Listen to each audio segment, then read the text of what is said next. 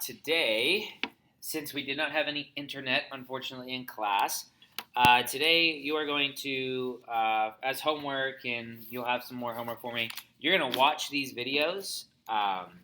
It's 2 lessons today, but both lessons are big time reviews. You've learned how to do this stuff multiple times. So today you are watching these videos to complete the notes, and then you do have homework for me due Tuesday at midnight. So go to our Canvas agenda and pull up the 1.5 day 1 and the 1.5 day 2 notes. We are doing both of these notes today quickly. So pull up the 1.5 day 1 and the 1.5 day 2 notes, and we're going to go through these quickly. When you pull up the 1.5 day 1 notes, it might say 1.8 day 1 at the top. That's okay. Just cross it out. I changed it up. It's now the 1.5 day 1 note. So go to our Canvas agenda. Download the 1.5 day 1 and the 1.5 day 2 notes. I'll give you a minute, and once you get to the 1.5 day 1 notes, pause. Make sure you're doing it correct by, it should say this up top. Assume you're looking at phone plan.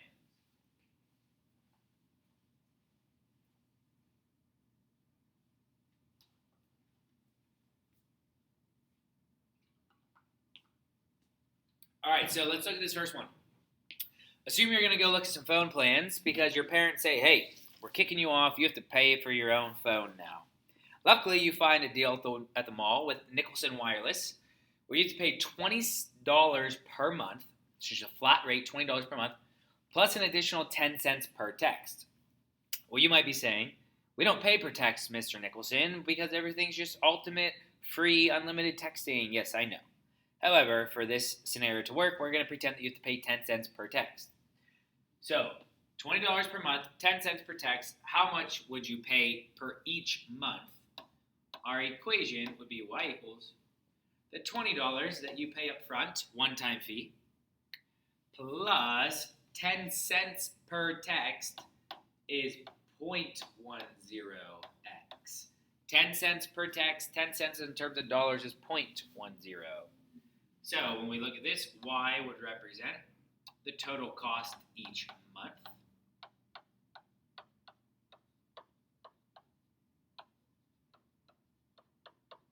And x would represent the number of text messages that you send.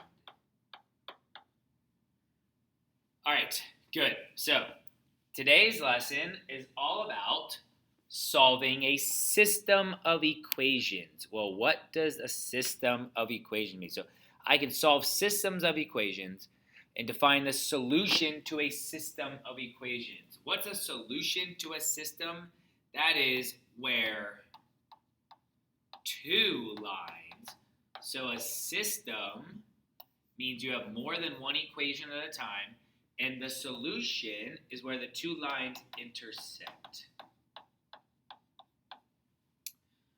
All right, so let's look at a scenario down here. Let's say you're looking for new phone plans and you find 2 plans. Plan 1 charges monthly fee of $12, so just $12 up front, and then 14 cents for each text. Plan 2 charges $15 per month, so it's a little bit more expensive per month, but only 10 cents per text, so they're cheaper per text. Which is the better plan?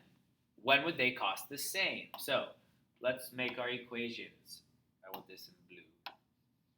So plan 1 is $12 per month plus 14 cents per text message. So $12 per month plus 14 cents per text. Plan 2 is more expensive per month, 15 per month, but only 10 cents per text. So what are we looking for? Well, let's make ourselves a little graph here. Plan 1 is $12 per month to start, so that's our y-intercept. And then 14 cents per text, so it's a little bit pricey. So let's say it looked like this. That's plan 1. Plan 2 is $15 per month. So it has a bigger y-intercept. But it's only 10 cents per text, so it has a flatter, a smaller slope. So it would look like this. That would be Plan 2. So Plan 1 starts off cheaper, starts off down here cheaper, but in the long run, Plan 2 becomes cheaper. And what we're interested in finding is when is this exact point where they cost the same? That is the solution to our system. So when people ask, what's the solution to the system? It's that point. Where are they the same? Okay, so we have multiple ways to find a solution to a system. Go to the next page. First of all, what's it mean to be a solution to an equation? To be a solution to an equation, it's a point that makes the equation true. So, a point, an x and a y value, that if you plug it in, it makes the equation true. So let's look. Is 4, 9 a solution to the equation y equals 3x minus 2? Well, remember with 4, 9, this is our x value and that's our y value. So to see if it's a solution to this equation, we plug it in. So we go 9 equals, so this 9 I plugged in for y, equals 3 times, and then in for x, goes my x value of 4, minus 2. So we get 9 equals 3 times 4 is 12, minus 2. 12 minus 2 is 10, so I get 9 equals 10. Well, 9 does not equal 10, obviously. So was 4, 9 a solution? No. Now we're going to skip the next one, so we don't need to worry about that one. We're going to go all the way down to think, pair, share number 2. What's it mean to be a solution to a system of equations? Well, to be a solution to a system, remember system means more than one equation at a time. It's a point that makes both equations true. All right, so it's 3, 7. Remember, this is x and this is y. A solution to the system, y equals 2x plus 1 and y equals 3x plus 4. Well, we have to plug it into both of them. So let's plug it into the first one. So in for y goes 7. So we have 7 equals 2 times in for x goes 3 plus 1. So we get 7 equals 2 times 3 is 6 plus 1. 6 plus 1 is 7, so 7 equals 7. So far we're like, hooray, good, but it must make both equations true, so now we have to check the second one. So in for y goes 7 equals 3 times in for x goes 3 Mr. Malinowski, please report plus to the main 4. office or call 2236. And 3 times 3 is 9, so we have 7 equals 9 plus 4. And 9 plus 4 is 13, so we get 7 equals 13. That is not a true statement. So it was good here, but it wasn't good here. So is it a solution to the system? Well, it has to make both of them true, and since it didn't, the answer is no. All right, so how do we find the solution? Meaning, how do we find where one point makes both equations true? Or if we look back here, how do we find where the graphs will be the same amount? This is our solution. Where will they have the same x and same y value? Where do they cross? Well, we can do this multiple ways. One way is to make a table. So it says find the solution of the following systems by creating a table. So what do? We have all these x values here, and we have to plug them all into both equations. And we're looking for the x value that makes both equations the same number. So let's plug in -1. So we take -1. Oh, I don't want that line. We take -1 and we plug it in to x in each equation. So 7 times -1 minus 4. And 3 times -1 plus 16. So here, 7 times -1 is -7. Minus 4 is -11. And 3 times -1 is -3. Plus 16 is 13.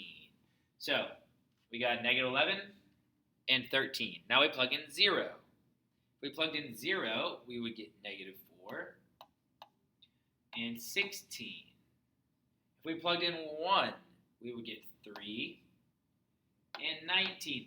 Notice how I'm doing one equation here and then one equation there. Don't go all the way down here and then go all the way down there. Bounce back and forth between the two. That's the most efficient way to do this. All right. So now we're plugging in 2 to each equation. So when we plug in a 2, we get 10 and 22. When we plug in 3, we get 17 and 25. They're getting closer together. When we plug in 4, we get 24 and 28. We're pretty close. We plug in 5, we get 31 and 31. Ding, ding, ding. That's our winner. So 5 made both equations the same thing. So they were the same amount when you plugged in the same number. So that's our solution. So the solution, you must write it as 5, comma, 31. You only have to put the 31 once because they were both 31 there, both at the same y value of 31. So you only list it out once. You don't write 31 twice over here. You just write it once. All right, so one method is you make a table and see where the two equations are the same. The next method, flip it to the next page, is we graph it. So I'll graph 7x minus 4 in blue, and I'll graph 3x plus 16 in red. And let's figure out what to count by. On the x-axis, we can just count by ones. On the y-axis, we're going to count by fives. So let's go 5, 10, 15, 20, 25, 30, 35. Okay, now let's graph these. So let's start off with 7x minus 4. So negative 4 is my y-intercept, so I start here at negative 4. And then I rise 7. Remember, this is 7 over 1. So I rise 7, run 1. So from negative 4, if I rise 7, now I'd be at positive 3, run 1. Then if I rise 7 again and run 1, I'd be at 10. Rise 7 again and run 1, I'd be at 17. Rise 7 again and run 1, I'd be at 24. Rise 7 again and run 1, I'd be at 31. Rise 7 again and run 1, I'd be at 38. All right, so there's my blue one. And now for the red one, my y-intercept here is 16, so I start up at 16. But my slope's only 3 over 1, so I rise 3, run 1. So now I'd be at rise from 16, rise 3, so I'd be at 19 over 1. Rise 3 more, so I'd be at 22. Rise 3 more, I'd be at 25. Rise 3 more, I'd be at 28. Rise 3 more, I'd be at 31. Rise 3 more, I'd be at 34. So there's my red line. And ding, ding, ding, here's where they intersect. That's where we want to see both lines cross each other at the same place, same time. That's my solution. And, oh, look, it was the same equations as the table. That happened at 5, comma, 31. Make sure that you write it. All right. What if I didn't want to graph or make a table? Well, we have another method called the substitution method. This method works. Put a star. When both equations or one equation are in slope intercept form. Remember, that means the y is by itself, y equals mx plus b. All right, so if both equations, or at least one of them, is in slope intercept form, y equals mx plus b, we use substitution. All right, so let's do the first one. Well, the first one, they're both in slope intercept form, so great. How do we do it? We just set them equal to each other. That makes sense. We want to know when they're the same, when they graph, when they would cross each other, so we just set them equal. And then we solve. So let's get the x's on the same side. Minus 3x, so these cancel. 7x minus 3x is 4x. Minus 4 equals 16. Now let's get the x by itself, so let's add 4 to both sides. 16 plus 4 is 20, so we get 4x equals 20, and then divide by 4. Divide by 4, and we get x equals 5. All right, so I'm done. Good job. No, I'm not done. No, I'm not done. I'm not done because I found the x value, but I must also then plug it back in and find the y value. Because a point on the graph has an x and y value, and we're finding the point on the graph where they cross. So once you find x, then you must plug it back in to either equation, because we just found out where both equations would be the same thing. So plug it into either equation to find y. So I'll do the first one. So y equals 7 times 5 minus 4. So I took 5 and I plugged it in here for x. So y equals 7 times 5 is 35 minus 4. And y equals 35 minus 4 is 31. Oh, look, it's the same equation we've been doing all along. So the final answer is 5, 31. Okay, so if both equations are in slope-intercept, you set them equal. That's substitution. Or if at least one is in slope-intercept, we do substitution. So here we have, this is standard form, but this one, slope-intercept. So we can do substitution again. So how do I do it?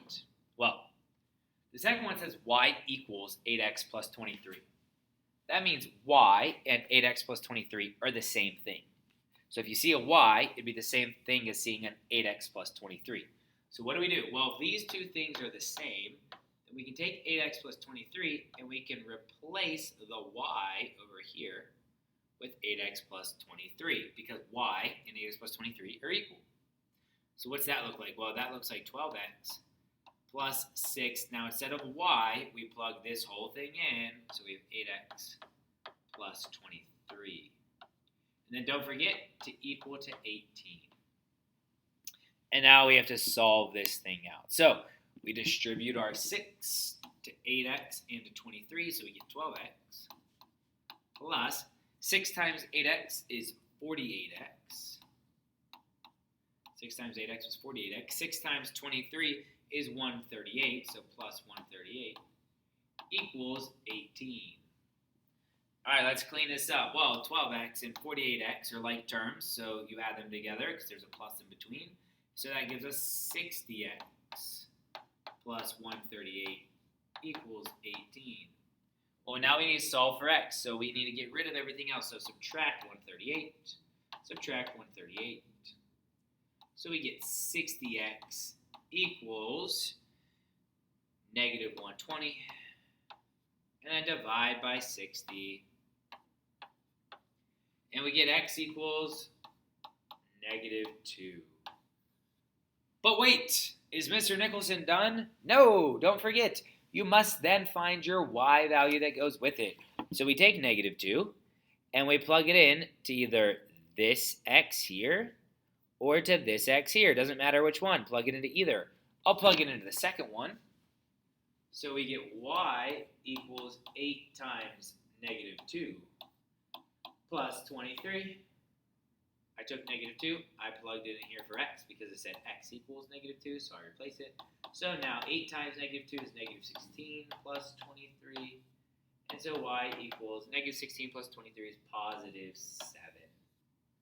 And now we write our final answer as x comma y, negative 2 comma 7.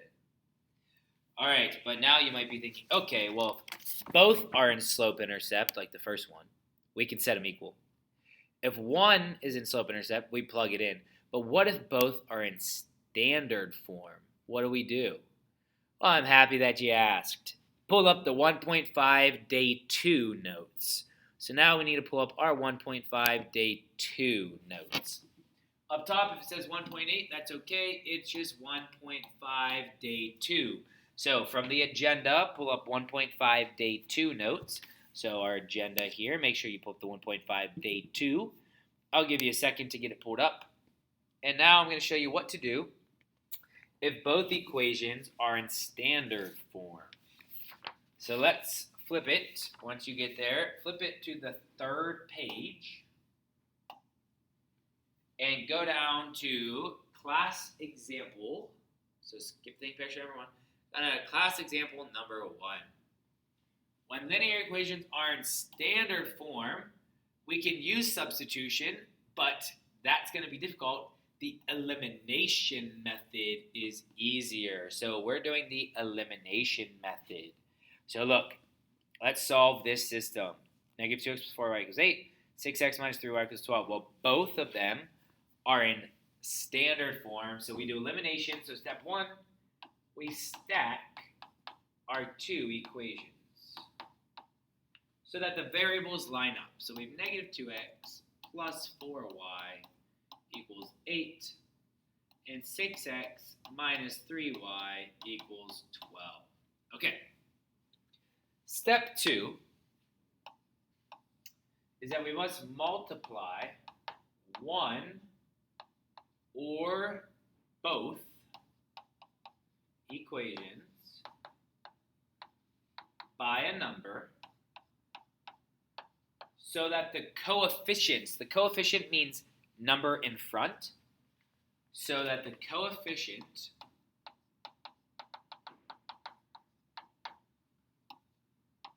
of one of the variables are opposites. So what's that mean? That means same number, but one must be positive and one must be negative. Okay, so we have to multiply one of our equations, or both equations, by a number so that the number in front of the x or the number in front of the y is the same thing, but one positive and one negative. All right, so what am I talking about? So right now, let's say that we pick x to get rid of. You can pick whatever you want. So I pick x. To get rid of x, I need there to be the same number in front of x, but one needs to be positive and one needs to be negative. So, for example, I need both numbers in front of the x to be a 6, but one has to be positive 6 and one has to be negative 6. Well, I'm already good with the positive 6 because the bottom one is positive 6. But how would I make the top one a negative 6? Well, I'd multiply everything up top by a 3. Because if you distribute this 3 to everything, don't forget to do it to the 8 over there, I then have a negative 6x up top, which is exactly what I need. So let's do that. Distribute everything up top by 3. So now I have negative 6x. So 3 times negative 2, negative 6x. 3 times 4y is plus 12y equals, don't forget to multiply it by the 8 on the other side. 3 times 8 is 24. Now, I don't have to multiply anything on the bottom. I don't have to change that at all, so let's just rewrite it. So 6x minus 3y equals 12. Okay, now step 3 is you add straight down. So we add these together straight down. So negative 6x plus 6x is 0x. They're gone. They are eliminated. That's the point of the elimination method. Great. 12y plus negative 3y, so if you add straight down, is 9y equals 24 plus 12, which is 36. And now we divide both sides by 9. So we get y equals 4. Great. Am I done? No, you're not done because don't forget you need an x and a y value. So step 4, after you add it together, you must plug back in. So now I have to take 4 and plug it in for y into either the first one or the second one, first one or the second one, doesn't matter, but you take a 4 and you plug it in for the y variable into either equation. It doesn't matter because we're figuring out where the two equations are the same. So I'll plug it into, I'll do it to the second one. So we're going to go 6x minus 3, instead of y here, we plug in 4 equals 12. So 6x, negative 3 times 4 is negative 12. So minus 12 equals 12. Got to solve for x, so I add 12 to both sides. So negative 12 and 12 is gone. So I get 6x equals 12 and 12 is 24. Then divide by 6, divide by 6. So we get x equals 4. All right, now we're done because we have an x and a y. So I put it together. Final answer, 4, comma, 4. All right, let's do another one. Flip it to the next page. We'll do one more. So this time, solve the following system of equations using elimination. This time, you can pick whichever you want to get rid of, x or y. This time, I'm going to pick getting rid of x because I'm going to show you what happens if you need to multiply both by something. Okay, so I have a -2 and I have a 5. Those don't cancel out because I need it to be the same number. Well, what can I multiply by so that I have the same number in front of x? Well, if I multiply the top one by a 5, when I distribute this, 5 times -2x would be -10x. Okay? Well, if I multiply the bottom part by a 2, when I distribute this, on the bottom, 2 times 5x would be positive 10x. So I'd have a negative 10x and a positive 10x, which is exactly what I need. So this is what I need to do. So if you distribute the 5 to everything up top, 5 times -2x is -10x. 5 times 3y is 15y. And 5 times 11 is 55. Now if I distribute everything on the bottom by a 2, 2 times 5x is positive 10x. 2 times y is 2y. And 2 times -2, don't forget to do that, is -4. So now I add them together. Negative 10x and positive 10x is gone. Those eliminate. Perfect. 15y plus 2y is 17y. Equals, so 15y and 2y is 17y. The x is canceled because negative 10x and positive 10x is gone. They eliminated. That's the point. 15 plus 2 gave me 17, and 55 plus -4 is 51. And now what? Well, now I divide both sides by 17. And I get y equals 51 divided by 17 comes out to be 3. Good. Am I done? No. Don't forget, now you need to plug it back in. So we take 3 and plug it into either of these y's. I'll do the bottom one. So now I have 5x plus in for y goes a 3 equals -2. So subtract 3 from both sides. So 5x equals -5. Divide by 5. And we get x equals -1. Now we have an x and a y. So the overall solution is -1, 3. You might be thinking to yourself, Mr. Nicholson, there was such an easier way to do this. And there was. If you would have picked the y's to get rid of instead, up top you have a 3y. You could have just multiplied the bottom by -3 because then you'd have a 3y up here and a -3y down here, and the y's would have canceled. You could have done that. You could have left the top alone and just multiplied the bottom by -3, so that way you would get rid of the y's.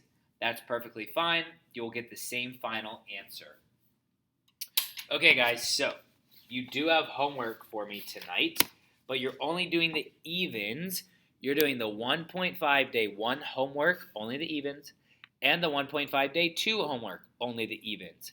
That way, you're really only doing 1 homework assignment since you're only doing the evens for both of them. That's due to me Tuesday night. Have a great night. Have a great day. I'll talk to you guys later.